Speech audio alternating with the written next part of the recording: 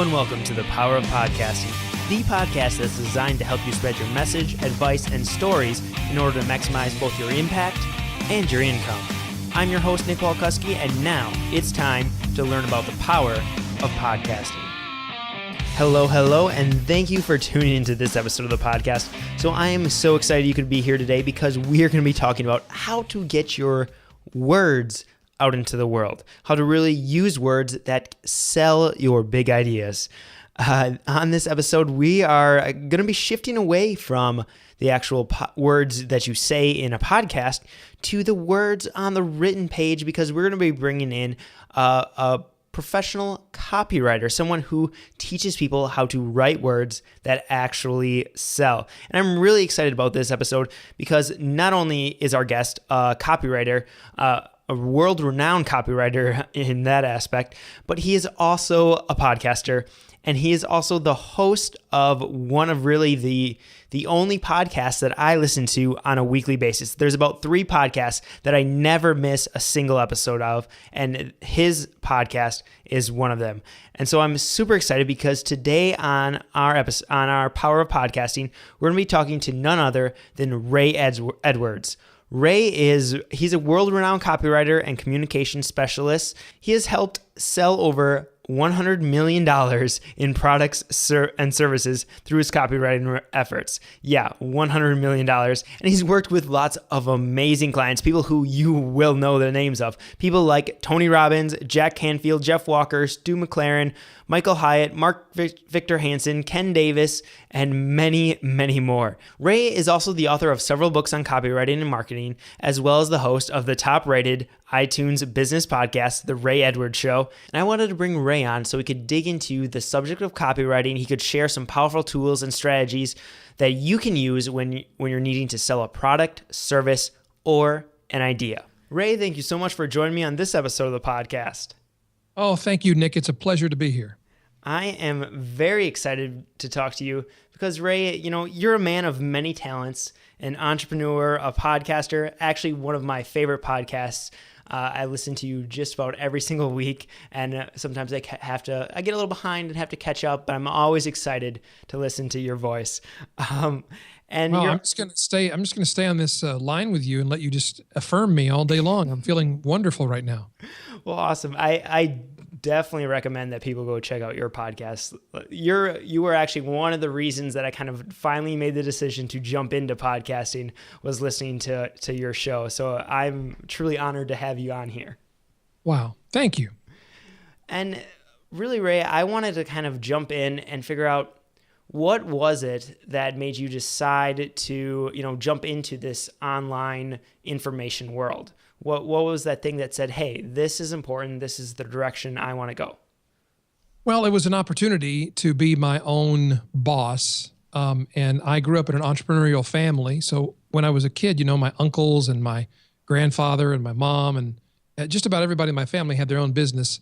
And I loved the idea of not having to ask somebody's permission to take vacation, to be more in control of my own life, my own destiny. And then today, with the internet, that opportunity is available to virtually anybody who wants to seize it. So it just seemed like the right thing at the right time. Oh, perfect. And Ray, like I said, we like to talk about podcasting on this podcast. So what was it that kind of got you interested in the podcasting world specifically? Well, this might be a little different for me than it was for many people, but I was in radio. I started in the radio business when I was 14 years old as a disc jockey. You can believe that. And I was in that business for 30 years, and I saw it rise, and then I saw it begin to crumble as the internet came along and started eroding radio's audience. And I was one of the few people, I'm not the smartest guy in the room, but sometimes I can see things that are pretty obvious. Like I saw that it was pretty obvious that if people could listen to, quote, radio without commercials, they were going to do that. So I realized radio in the traditional sense was in trouble, and that the future was on the internet, and that, for $10, the cost of a domain name and a hosting account, you could have pretty much your own radio station. And as I saw the old radio business dying, I thought, well, this is where the future is, and I can have my own station, and I can do any programming that I want. So why would I not do this? Yeah, no, that's an excellent point. And it's so awesome that you were able to jump on that early and really kind of go out there, put that flag in the sand and really start building a brand through your podcast. So what have maybe been some of your biggest lessons here that you've learned in these first couple of years of podcasting? Oh boy.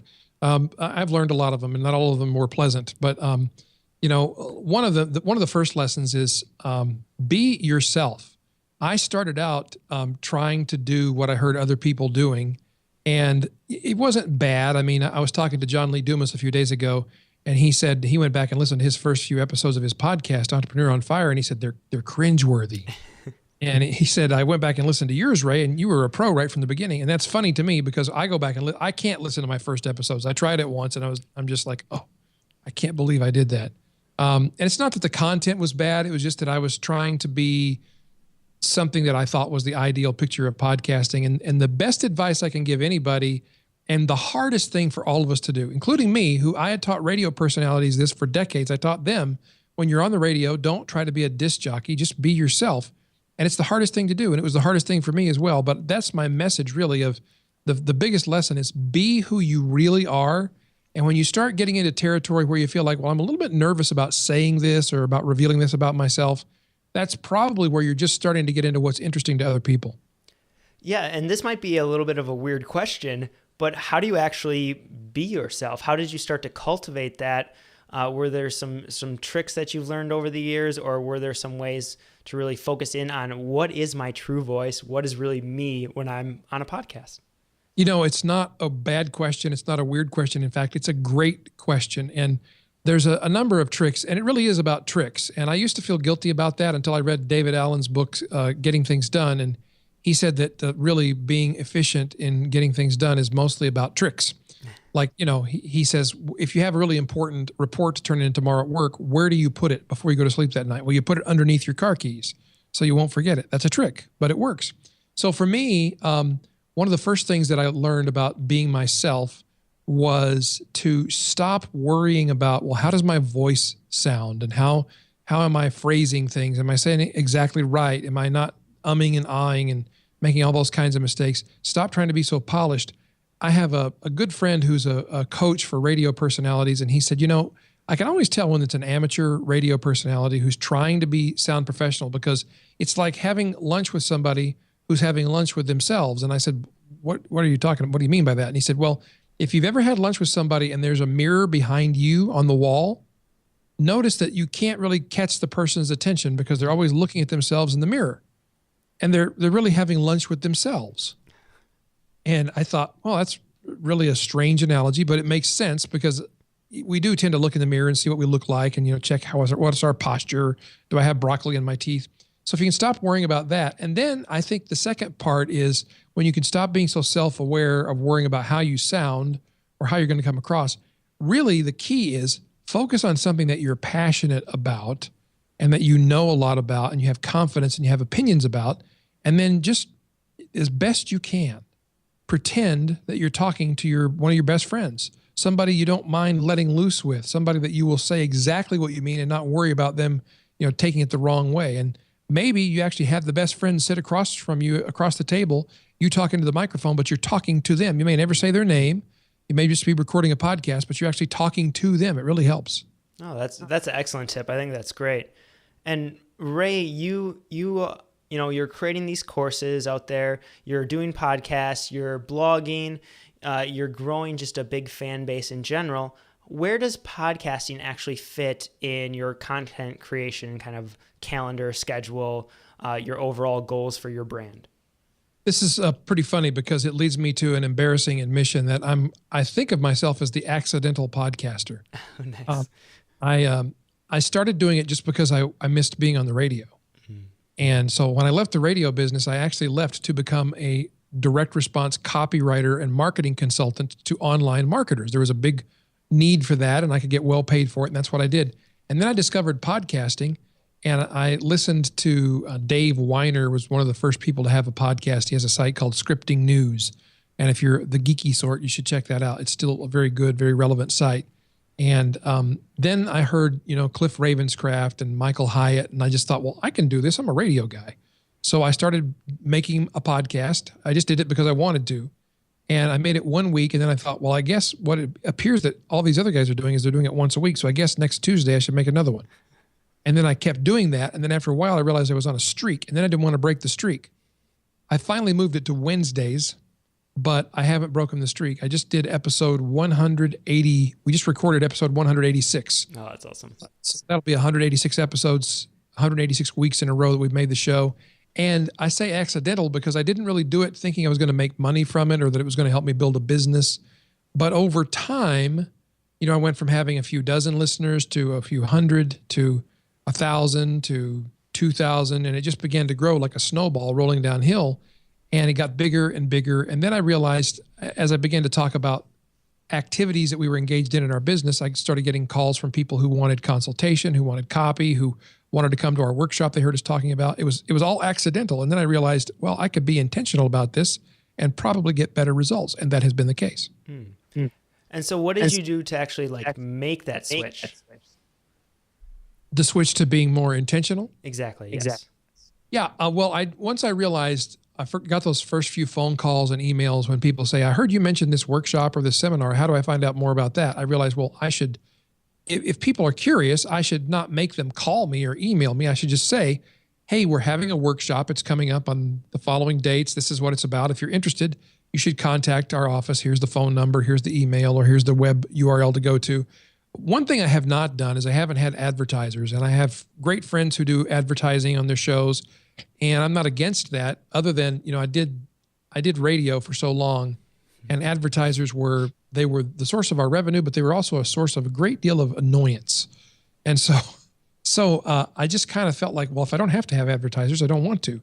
And I'm rethinking that. There are some podcasts where I love hearing about their sponsors, like Tim Ferriss. I love to hear him talk about his sponsors, and I bought lots of stuff that he recommends because he's so enthusiastic about the stuff that he uses. And the same is true for Pat Flynn and for Leo Laporte. And so I'm not against it. I just never have done it. But I do specifically mention things that we have for sale and things that we have available. We put links in the show notes, and we're very soft. It's very soft sell. I mean, it's never very pushy or in your face. I have other friends who they only run ads for their own stuff, but they make actual commercials, which I think is cool in a way. But then in another way, it's like, well, it feels like a commercial. I would rather it feel like, hey, I've got this workshop that you might be interested in. Let me tell you something about it. Here's what's happened for a few people who've been to it. I'd love to have you come if you think it's right for you. Here's how to get more information. That kind of conversational, being a real person sort of communication, I think is much more powerful than a pre-produced, really slick sounding advertisement. So Ray, there's one change that I've noticed over in your podcast over the last couple of years that I've been listening, and that's you recently brought on a co-host. What was your kind of reasoning behind doing that? Well, it's interesting. I've made a lot of changes in the show if you go back and listen to episode 001 and you listen to episode 186, you'll hear massive differences. And I've never been afraid to do that because of my history in radio, I just know you can't keep doing the same thing forever. It won't work forever. You've got to change and adjust. And I'm not afraid to try things. I'm not afraid to blow it up. And then if it messes up and people tell me, that's stupid, I wish you'd do it the way you did it before. Well, it's my show. I can go back and do it the way I did it before. The co-host was really catalyzed by listening to Mike Hyatt for a couple of seasons have a co-host on his show.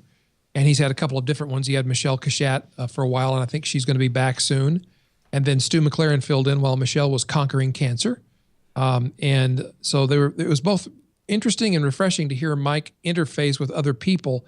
And I realized that in radio, the most successful shows, if you think about it, are the shows with more than one person on the show. Like the morning radio show is what most people think about. They think about there's multiple characters on a morning show. As they drive to work, they get to listen to this conversation. And I realized one day that, well, I'm not having a conversation. I'm having a monologue with people. I'm just speaking to them. And it's I hope, good content. A lot of people seem to like it. But I wonder what it would be like if I had someone to talk with and bounce ideas off of and interact with. And so I was doing Q&A sessions for our customers and clients. And my son, Sean, was co-hosting those with me, and we had a great time. We were just having a lot of fun. We laughed a lot. We made a lot of jokes, and the people on the Q&A calls would always comment, I love to hear you guys interact. And then one day I realized, well, why don't we try that on the podcast? And, frankly, the first few episodes, if you listen to the first few episodes with the co-host, they were not really all that great. They were a little bit rough because we didn't know exactly how to do it. And I guess that's another lesson I would give to you or I give to you sounds so like I've got all the answers. But I would offer this as a suggestion is that it's okay to experiment, and it's okay if it doesn't go right the first 2 or 3 times, because as we've done several more episodes together, the shows, I think, has gotten better and better. And I talked to Cliff Ravenscraft not long ago, and I asked him, I said, what do you think about the co-host thing? And he said, well, to tell you the truth, the first episode, I thought, what have you done to my favorite show? And then he said, but after the first couple, I realized it really adds an element of approachability and brings out a part of your personality I'd never heard in the show before, and I really like it. And that was the hope. I hoped it would be more fun. It would make the show feel more like a conversation and less like a lecture. And I think that's what's happened. Yeah, I would absolutely agree. I actually really like the change now too. I haven't got a chance to listen the last couple weeks. My coach just put me on a no input diet. So that's been interesting. But I'm excited to catch up on your show as soon as that period is over. But Ray, you really are the copywriting king. So I want to kind of transition here. What is maybe copywriting's role in podcasting, or is there even a role for copywriting in podcasting? Yeah, absolutely. Because, copywriting, and we're not talking about protecting your intellectual property now. We're talking about, that's a different spelling, different word. And people ask me all the time, they say, oh, you're a copywriter. How do I copyright my book that I wrote? And I tell them, I have good news for you. First of all, I'm not that kind of copywriter. And secondly, it's already protected by copyright law the minute you write it. You don't have to do a darn thing, so don't worry about it. But copywriting, spelled W-R-I-T-I-N-G, is about writing to persuade. And usually what we're talking about is writing to sell products or services. So it would be your written sales pitch, if you will. But it's also more than that. It's about persuading people and catching their attention, because the most precious way that you can be paid today is not with dollars or euros. The most precious way you can be paid is with someone's time and attention, because that's the thing that's scarcest for most people. And if you can write compelling copy, which is just words that capture the attention and the imagination of the reader and pull them into your message and then leave them changed in some way, either you persuade them to take some action or adopt some belief, or you empower them, you encourage them to think, hey, I can do this certain thing. I can start a podcast and succeed and have an impact in the world. That's all copywriting. So I believe that blogs, podcasts, social media, as well as sales pages and articles and advertisements, all of those things are writing copy. It's just a matter of writing effectively to persuade or empower. Oh, that's awesome. And I couldn't agree more. And, most of this audience, the reason they're here, the reason they're excited to start their own podcast or take their podcast to the next level is really to grow their business, to help sell some products, their coaching, whether it's coaching, whether it's consulting, speaking, or some online courses. So what are some of those key elements of sales copy? Are there specific things that should be in their sales copy? Well, absolutely. I mean, the first thing you want to do is sit down and ask yourself, why would anybody care about what I have to say about this? And that starts with, I have an acronym that I use when I teach copywriting. And in this course that we teach, I use this as a framework for writing copy. And I'll be happy to give it to you and your listeners. And it'll take about 3 minutes, and you can use it to start writing more effective, not only sales copy, but blog posts and everything else as well. Does that sound interesting? Yeah, that sounds awesome. Let's definitely do that. All right. I call it the PASTOR framework, P-A-S-T-O-R. And don't worry, you don't have to become a preacher, and you don't have to thump on a pulpit. It's not about that. It's about the original meaning of the word pastor, which is to shepherd. And I think of it like this. Our job is to shepherd our listeners into a decision mode. And we're shepherding them into making a decision about yes or no. Should I engage with this person's coaching program or their online training course or whatever you're selling to them? And either answer is okay, yes or no. I just want to shepherd them to a good decision that's good for them. And whichever one it is, I'm happy with. So PASTOR stands for how you frame the message. P stands for person and problem. You think about who's the person that I'm writing to and what's the problem that they face. And you could also say that P stands for pain. What's the pain that they're feeling right now? And if you coach somebody, let's use the fitness world as an example. Maybe the person that you're writing to is somebody who is overweight. They've tried all kinds of fad diets and they don't work. And the problem is they can't seem to get healthy. And the pain is they're embarrassed, they're humiliated, and they're sick. You know, there was a movie that came out not long ago called Fat, Sick, and Nearly Dead. Yeah. And that sums up the problems that person is experiencing, right? And so then you move on to, after you've talked about, and that might sound something like this. Look, I believe I know a little bit about you. You are overweight, whether it's 10 pounds or 100 pounds. You're not in the greatest shape of your life, and you've begun to worry about it. You've tried different fad diets. They don't work for you. You bought all the gimmicks and gizmos on TV. They didn't work for you either. You're embarrassed and humiliated. You won't take off your shirt at the swimming pool. That's all just about being connected to what that person's pain is. The reason I know all these things off the top of my head is I've just lost about 50 pounds. So I've thought about all of this a lot over the last year or so. Well, congratulations on that also. That's phenomenal. Thank you. Thank you very much. So then the next thing you do is you look at the A of pastor, and that stands for amplify. And you want to amplify the cost of not solving the problem. So you say it might sound something like this. Just to give you an example, you might say, well, and if you don't fix this problem, it's only going to get worse, because you already know that you're probably not going to lose weight by accident. And you probably already know that this extra weight is causing an increase in the likelihood that you could have heart disease or high blood pressure or stroke or diabetes or even worse. So the cost is maybe you don't live the full length of your life. Maybe you don't get to see your children or your grandchildren. Those are not acceptable. You've got to do something about this problem. So now you've amplified the consequences of not solving the problem. Then you tell the story. The S stands for story and solution. And it's best if it's your story of the solution that you came up with. So for me, my story would be, well, I looked at every diet book. I read all the different books. I bought in all the different diet programs. I even tried a few of them. And then I started looking at science-based research on how we store and accumulate extra fat, how we become obese. And I realized that much of what I've read about dieting has been wrong, like the low-fat diet and counting calories is all wrong. And it's really about limiting carbohydrates and also limiting protein to a certain degree and getting into a state of ketogenesis so that you're actually burning fat instead of burning sugar as the fuel for your body. And if you can do that, you'll find that the weight will drop off and you'll become much healthier. And it's a very safe way to lose weight. That's the story.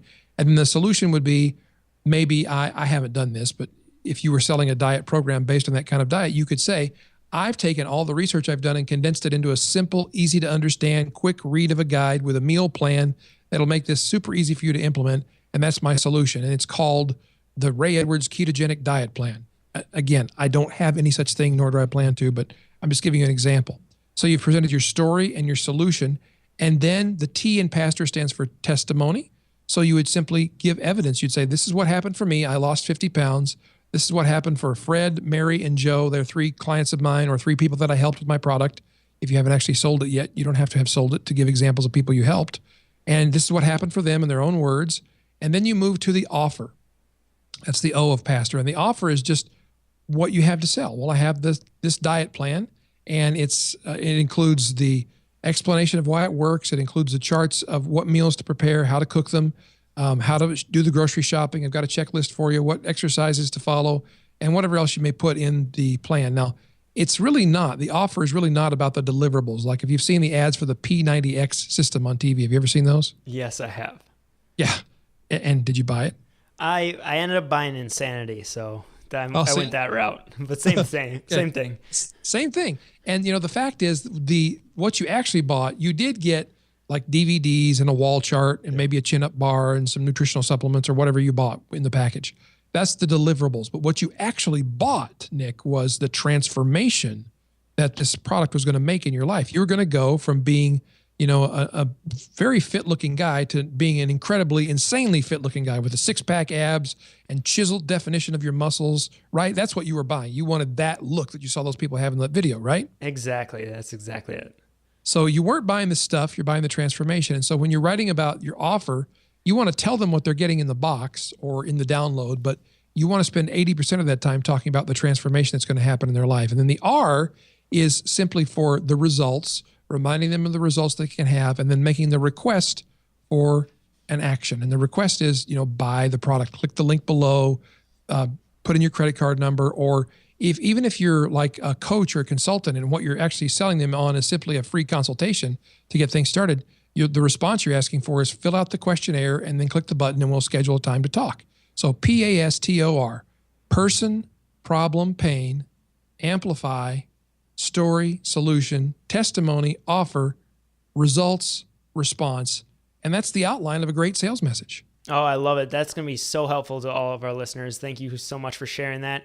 And Ray, I actually want to dive into the offer piece of that a little bit, because I see so many people who just kind of like you said, they focus on the actual stuff that you get versus what the changes that happened. Do you have any suggestions or strategies to really craft that great offer? Yes. Go ahead and make a list of the stuff that they get. And then ask yourself for each piece, like if you have a wall chart of exercises, ask yourself, what does that mean? So I'll give you a wall chart of exercises. What does that mean? That means you no longer have to worry what exercises to do on what day. I'll tell you exactly what to do. That means there's no questions that'll remain in your mind. You'll always be clear on what the next exercise is. That means you'll be able to keep track of the fact that you've done all the exercises for the different muscle groups in your body, so you'll be evenly proportioned when you come to the end of this program. That means that you won't have to hire a personal trainer because you've got a personal trainer in a chart. So you translate it into what does it mean for the person? And that's the benefit. And then you can go beyond the benefit and you can think about the outcome. So after you've described all the benefits of the stuff that you're offering, then what's the outcome? I usually like to start this section by just saying, well, imagine that it's 90 days from now and you've lost 50 pounds of fat and you've put on 20 pounds of muscle, and you can actually see your abdominal muscles. You can see the definition of the muscles in your forearms. Maybe you've got some muscle definition in your legs. You're stronger than you've ever been. You don't get winded when you go up a flight of stairs. But more importantly, imagine this. Imagine you walk into the office and one of the young ladies who works there looks at you and says, what have you been doing? Because you look fantastic. Imagine what that's going to feel like. Now, I don't know about you, Nick, but even as I was saying that, I was like, yeah, darn, I want to go work out. Yeah, exactly. Me too. Because why? Because we're pulled forward by the transformation. We have to give the facts. We have to talk about the results of not transforming for sure. But what really motivates people is that vision of what their future could be like. We're actually speaking into people's lives and saying, hey, here's kind of a prophecy of what your life could be like if you'll follow this path. Wouldn't you like to be in this, if you'll forgive my use of this word, wouldn't you like to be in this paradise, if you will? So you're actually taking people from, they're in a state of paradise lost, and you're going to take them to a state of paradise found. Oh, that's excellent. And also, like, one thing that really stood out to me when you're kind of explaining this is that you're really, tapping into the emotion piece. You're not just talking about the transformation, but you're saying how it's going to make them feel. What kind of you're stirring up all those emotions in people to get them to realize that, hey, yes, this can be better. This is the feeling that I want to have after I use this product. Oh boy, you're so right about that. It's such a great insight that you just had. I saw a study recently that showed that every major buying decision and even the minor buying decisions is motivated almost purely by emotion and not by logic, that we decide emotionally and then we rationalize with the logic after the fact. And so that's one reason why, even though you're making an emotional sale, you also want to supply the logic so that the person can explain to their husband or wife why they bought this thing. Yeah, well, right. It's logical, honey. Here's why I bought it. And what's surprising is, Nick, even the purchase of corporate jet aircraft is made primarily based on emotion. Wow, that's crazy. It is crazy, but it's true. And here's a tip for you. I just discovered this great book. I can't remember the lady's name. I wish I could. But the book, if you look it up on Amazon, it's called The Emotion Thesaurus. And it provides you with a way to describe an emotion, not by just saying, you'll feel excited, but it will give you all these phrases to use. And you'll say, instead of saying you'll feel excited, your breath will quicken, your heart rate will pick up. You'll find yourself standing on the tips of your toes, bouncing up and down. It gives you all these descriptions so that you can show people the emotion instead of just telling them the emotion. It's a great tool. I really recommend it. And it's like It's a $15 investment. It's one of the best copywriting investments you'll ever make for $15. Well, I guess I know what I'm doing right after this interview. Heading over to Amazon. Now, does that fit into your no input diet? Probably not, but it's I'll have a couple. Yeah, exactly. We just won't let them know. We just won't. It's not a problem for me, Coach. I can quit anytime I want. Exactly. So, Ray, what are some of the big mistakes that you really see people who are trying to write great copy, who are actually starting to focus on copy, but what are maybe some of those things that those early copywriters kind of make, the mistakes they make? 3 biggest mistakes. Number 1, trying to write like what you think copy is supposed to sound like. And so you end up copying one of those dreadful, awful, pushy, hypey, lots of red highlighting and yellow highlighting and marker stuff. And it sounds like a carnival barker trying to sell you a ticket to see the bearded lady. Don't write like that. I know you think that's what copy is supposed to look like because that's what a lot of copywriters tell you, but that's totally wrong. It just turns people off. So that's mistake number 1. Mistake number 2 is writing it's like we're selling something and we suddenly become this weird version of ourselves. There should be no change in the way you communicate your content between that and the way you communicate your sales material. You should have the same level of enthusiasm, the same level of engagement, use the same kind of words to sell that you do to teach. And I think that's very important. And that's how people know that you're staying in integrity with yourself. And then the third thing is, this is the huge mistake. This is the biggest mistake. The biggest mistake is writing from your viewpoint instead of writing from the viewpoint of the customer. And you've really got to get inside their head and tap into what are they feeling already. Robert Collier is a great copywriter from the previous century, and he wrote in a book called the Robert Collier Letter Book, which was full of sales letters that he had written in direct mail selling. And he says to really write persuasive copy, you must join the conversation that is already taking place in the mind of the reader. And that's so powerful. It's no different today than it was in 1950. The language in his book, if you read the sales letters, it's almost amusing how antiquated the language sounds. But the principle is the same. You want to join the conversation. You want to pick up on the thoughts they're already having. And when you do that, that's when you get people saying, that's exactly how I feel. How did you know? Have you been reading my email? How'd you know how I felt about that? That's what you want. Awesome, Ray. Well, I think you've gave us some amazing insights into the world of copywriting. If our listeners want to learn more from you about copywriting, what's the best thing for them to do? Well, we have set up a special link for people to come and get. We've got a bunch of free copywriting training content that we're offering right now. And your listeners can get it by going to rayedwards.com/Nick. It's as simple as that, rayedwards.com/Nick. And you will need to give up your email address, but we won't spam you. And you can unsubscribe anytime you want to, but we'll give you a bunch of free training material. If you liked what you got today, I've got more where that came from that you can put to use immediately. Whether you ever spend $1 with me or not, I want to help you, and this stuff will help you. Awesome, Ray. Well, I have one last question before I let you go here. If you were, what's one thing that our listeners really should do this week in order to kind of move them forward to being an amazing copywriter? I would strongly suggest that you sit down and close your eyes and imagine who is your perfect customer.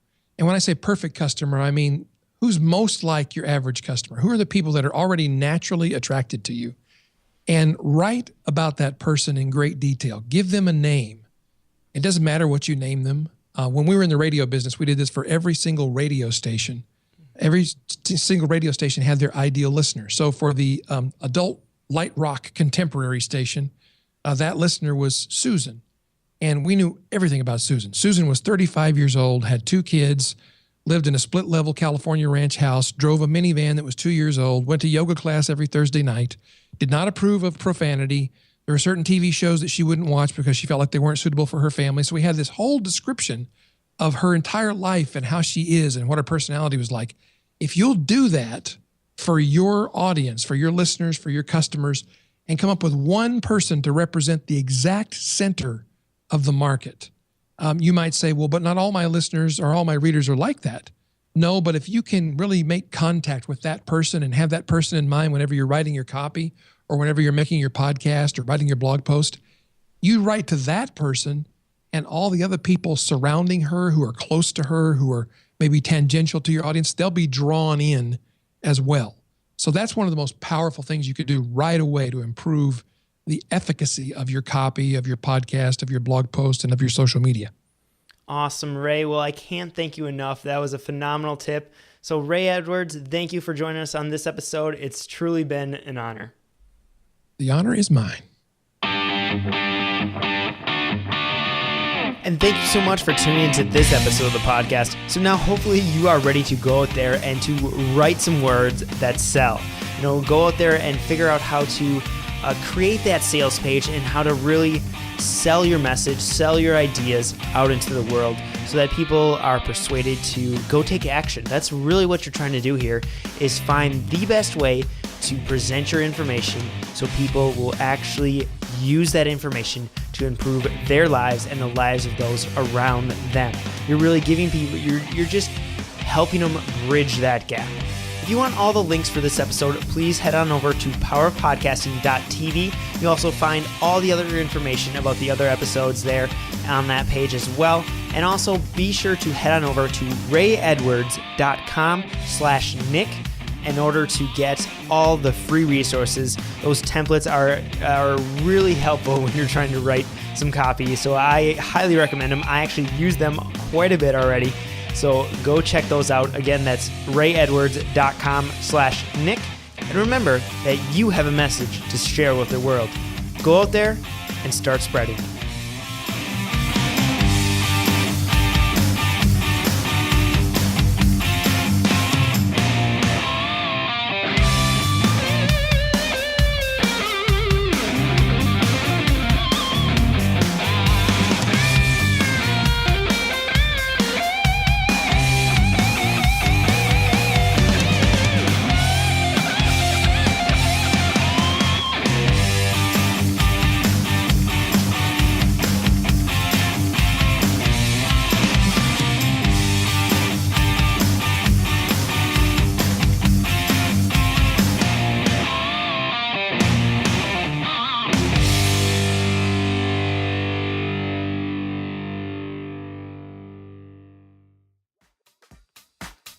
If you're looking to grow your business using podcasting, but don't have the time to edit the audio, insert the intro and outro, write up the show notes, post the episode to all the different sites, and do all of the ridiculous back-end work that's required, then you need yourpodcastguru.com, where you bring the content and we take care of the rest. We'll even co-host the show for you. Visit yourpodcastguru.com right now to explode your audience and crush it in the podcasting world.